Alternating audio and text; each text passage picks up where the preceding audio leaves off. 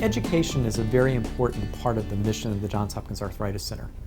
And education is not just education for healthcare professionals. Education is not just for teaching trainees about rheumatology. But we very strongly feel that education is an education for the patient.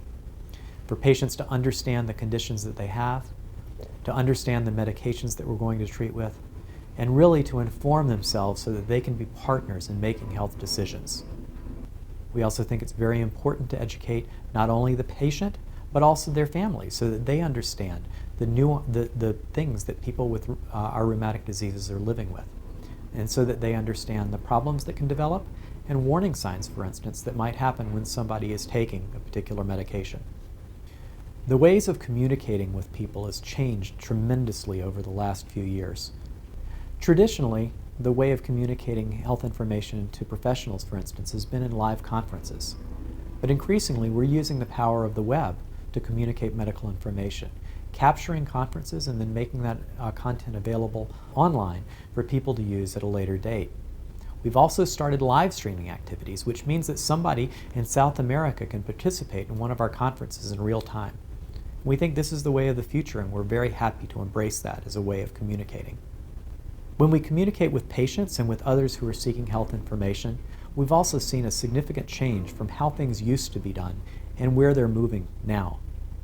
In the past, we used to have a lot of written content, long, lengthy articles about diseases, about conditions, and about our medications.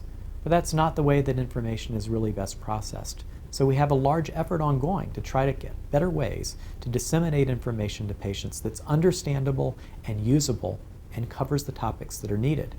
And we're doing that not only through written communication, but also through videos, through education, and through other things that we've developed, for instance, for doctors, with applications for use on smartphones. We're also working to incorporate our educational efforts within our electronic medical record, so that at the time of discharge, for instance, on your discharge summary, you can receive a link where more information can be found online if you want to receive more. We think this will really help to reinforce the things that happen during a visit. And we think that this is going to be an important way if your family member can't come with you to a visit, for them to be able to access what we talked about at the time of your visit, at least in general terms, but specific to you as an individual patient related to the drug that you're receiving or the condition that you're being treated for.